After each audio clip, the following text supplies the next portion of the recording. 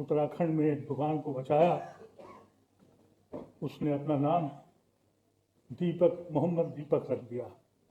उसको लूटने, उसको मारने के लिए जब गए, वो फोटो देखिए, पुलिस साथ जा रही है, गुंडे साथ चल रहे हैं और पुलिस सबसे बड़ी गुंडा बन चुकी है। मैं कहता हूँ, मैं गर्व से कभी नहीं कहूँगा, ये मेरा मुल्क गर्व करने वाला नहीं है, शर्म करने वाला है। मैं शर्म करता हूँ अपने मुल्क से। और जो ये कहता है कि कॉन्स्टिट्यूशन की दिहाई, किस बात का कॉन्स्टिट्यूशन है? इलेक्शन कमीशन जिसको आप कहते हैं, वो इलेक्शन कमीशन है या मोदी कमीशन है? मोदी उसका मेंबर है, उसका एक मिनिस्टर वो इलेक्शन कमीशन बनाता है और कहते हैं कि कॉन्स्टिट्यूशनल बॉडी है। और जब ये सुप्रीम कोर्ट ये कहता है कि हम एक मेंबर हैं, तो कॉन्स्टिट्यूशन चेंज हो जाता है। चीफ मिनिस्टर कहता है आसाम का कि हम यहाँ से लाखों हजारों लोगों को निकालेंगे। कोई एक्शन हुआ? आप कहते हैं कि कॉन्स्टिट्यूशन से चलो। कहाँ है कॉन्स्टिट्यूशन? एक दिमाग बना दिया है कि कॉन्स्टिट्यूशन है। आप सब इकट्ठे हुए हैं एक बहुत अहम मसले के ऊपर, और मुझे दिल से आप लोगों का शुक्रिया अदा करता हूँ। एक सेकंड अदीप भाई, देखिए आप लोग फोकस से प्रोग्राम अटेंड करिए। ये महिला सुदर्शन न्यूज़ चैनल की थी, अपना कैमरा लेके नहीं आई थी आईडी, और उसका काम ही प्रोग्राम को ख़राब करना था। अगर हम उसकी बात सुन के बाहर जाते हैं तो उनके एजेंडे को सक्सेस करते हैं। देखिए, हम लोग इस वक्त गुफ्तगू कर रहे हैं कि हमारी मसाजिदें, हमारी खानकाहें, उस पर जो असर हो रहा है। आप लोग इतनी दूर दूर से आए हैं, हम मशकूर हैं आपके। और साथ ही हमारे पंजाब से कुछ हजरात आए हैं। हमारे पंजाब के साथियों ने 6 हजरात ऐसे हैं जिन्होंने हमारी मस्जिदें हमको वापस की हैं, और उसमें एक साहब ऐसे हैं जिन्होंने 5 एकड़ ज़मीन दी है हमें जामा मस्जिद बनाने के लिए। उन्होंने ये कहा कि अगर सुप्रीम कोर्ट 5 एकड़ ज़मीन देती है, और उन्होंने खुद अपनी ज़ात से, कल रात उनसे बात हुई, वो कनाडा में हैं, उनके एक नुमाइंदे, उनके कज़िन यहाँ होंगे। आखिर में हम चाहेंगे कि उनको हम लोग कुछ एजाज़ दें और उनको बताएं हिंदुस्तान को कि हमारे वो भाई जो हमारी वीरान मज़ाक़िदें थी, उसको उन्होंने तोड़ा नहीं और आज वापस किया हमें। और दूसरी तरफ हुकूमत हिंद हमारी मसाजिदों को बुलडोज़ कर रही है। कहा यह जा रहा है कि कॉन्स्टिट्यूशन बचाया जाए। कहाँ है कॉन्स्टिट्यूशन? हमारे दोस्त ने कहा भी, इनके वालिद ने मिल्लत के बड़े काम किए हैं। सईद साहब मरहूम को हम लोग आज भी जानते हैं।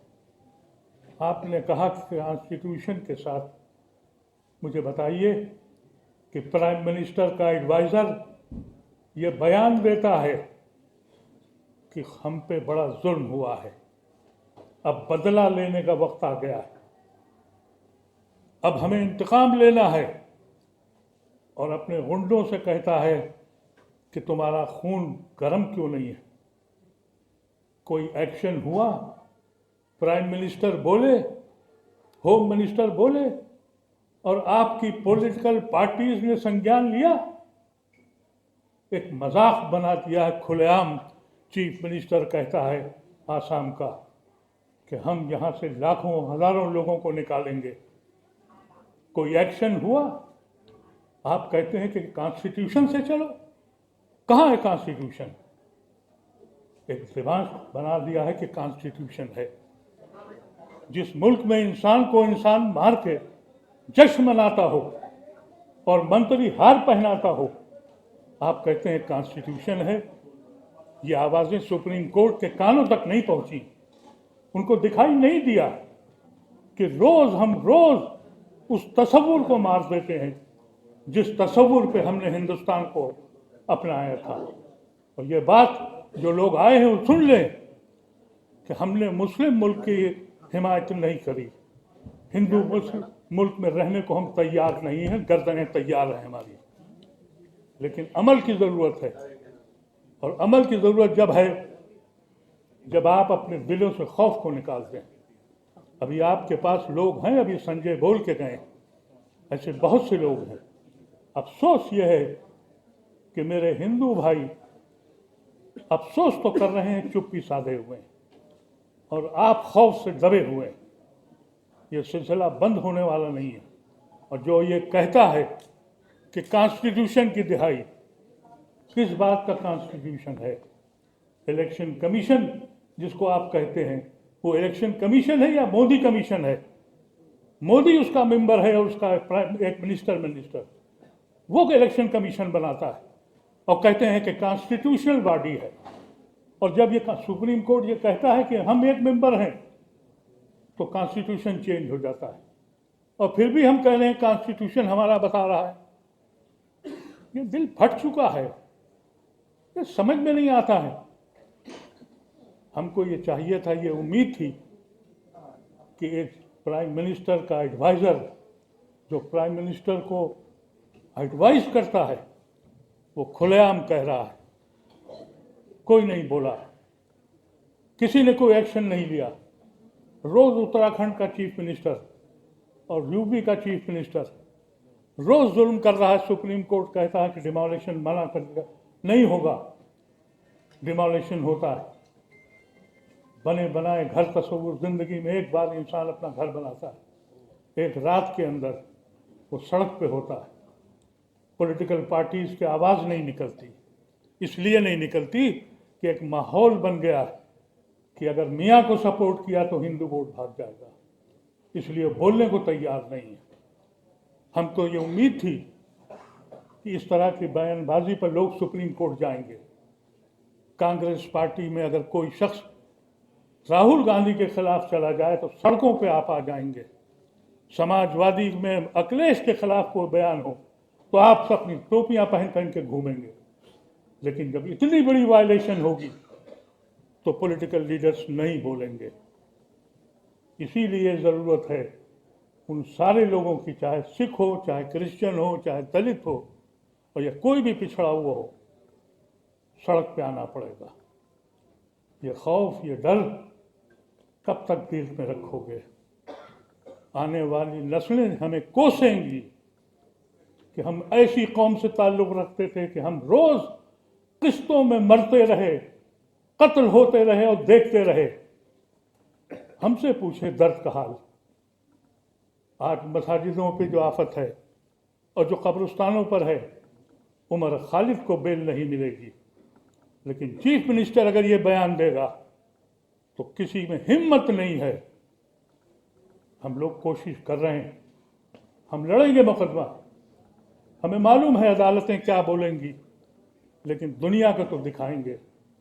अदालत जो फैसला करती है, सुप्रीम कोर्ट जो कहती है, ज़बान से तो हमको कहना पड़ता है, लेकिन दिल नहीं मानता। और जो फैसला दिल नहीं मानता वो इंसाफ नहीं है, वो मुंसिफ नहीं है वो लोग। मुझे सबसे ज़्यादा तकलीफ़ अपने सुप्रीम कोर्ट और अदालतों से है। बच्चों की ज़िंदगियाँ 5-5 साल तुमने गाड़ दी, ये इल्ज़ाम लगाकर कि ये आतंकवादी। और एक बात और हकीकत है कि आज़ाद हिंदुस्तान के बाद चाहे कांग्रेस हो या कोई पार्टी हो, उसने हम पे एतबार नहीं किया। सबसे पहले हमारे मदरसों को घेरा, हमें मुसलमान होने के नाम पर हमें हमेशा मशकूक रखा, लेकिन कम से कम ये सितम नहीं किया जो आज हो रहा है। और उसकी वजह यह है कि हमने अपनी क़ुव्वत का मुजाहरा नहीं किया, अपने सरों को गिनाया नहीं। हम सब कुछ कर लें, हमें हिम्मत नहीं है कि हम इस हाल के बाहर एक जलसा कर सकें। इसलिए नहीं, हमारे पीछे कोई नहीं है। यकीन मानिएगा, अगर कोई कौम जिंदा होती तो इस वक्त यहाँ नहीं, ये जो मैदान है रामलीला का, यहाँ सरों की गिनती होती है। लेकिन हम सिर्फ ये कह रहे हैं फलां मस्जिद गिर गई, फला बयान हो गया, इससे कैसे चलेगा? अरे आपके साथ सिख लोग मौजूद हैं, आपके साथ क्रिश्चियन यहाँ बोल के गए हैं, आपके साथ न जाने कितने सेकुलर हिंदू हैं। हिम्मत तो दिखाइए, सरों को तो गिनाइए। ये कैसे लोग हैं? वजह यह है, इनको मालूम है, इन गुंडों को, ये अकेले नहीं चलते हैं। अभी एक नेक बंदा, उसने उत्तराखंड में एक दुकान को बचाया, उसने अपना नाम दीपक, मोहम्मद दीपक रख दिया।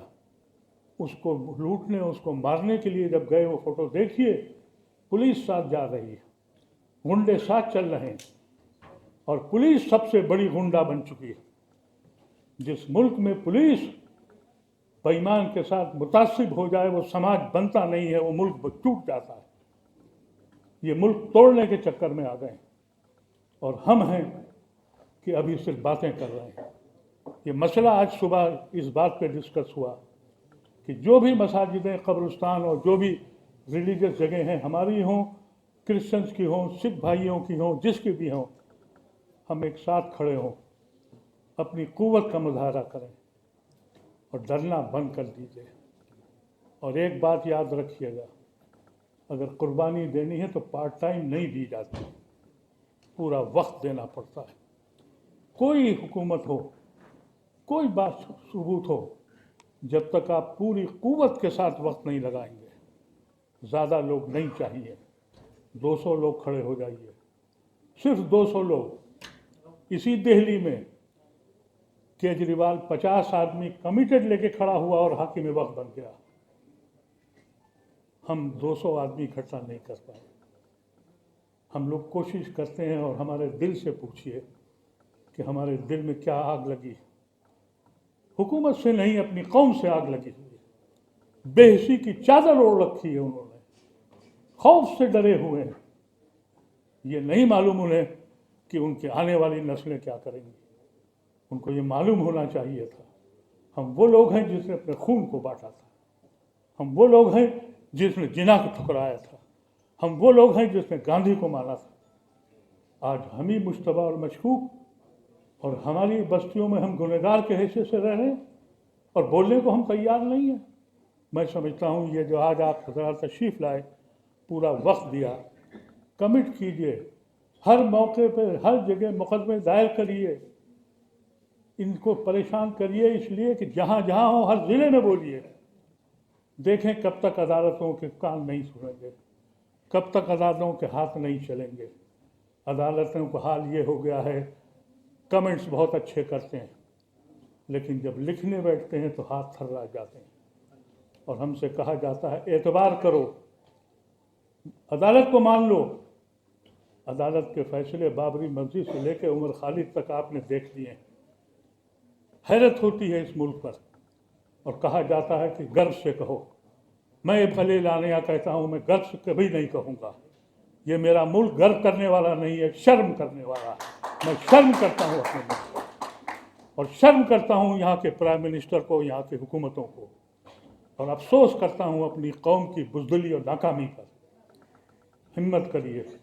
मैं नहीं कहता कि लाठियाँ उठाइए, मैं नहीं कहता कि पत्थर चलाइए, लेकिन वो वक्त आ जाएगा, अगर हुकूमत हिंद की समझ में नहीं आया कि जो लोग पत्थर मारते हैं, खुदा न करे कहीं बंदूकें उठा लें, तो इस मुल्क का अंजाम क्या होगा। उस वक्त से हम डरते हैं, उस वक्त से हम बचाना चाहते हैं इस मुल्क को।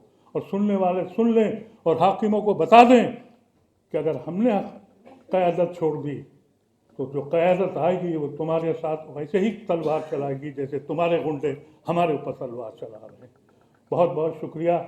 मैं चाहूँगा कि हमारे सिख भाइयों को थोड़ा इंतज़ार कर लें। हम आपके मशकूर और ममनून हैं, आपके उन लोगों के ममनून हैं जिन्होंने हमारी वीरान मस्जिदों को आबाद करने का दिया। अल्लाह आपको उसकी जज़ा भी देगा। हमारे दिलों में जो जगह है हम उसको बयान नहीं कर सकते। वाखिर दवाना।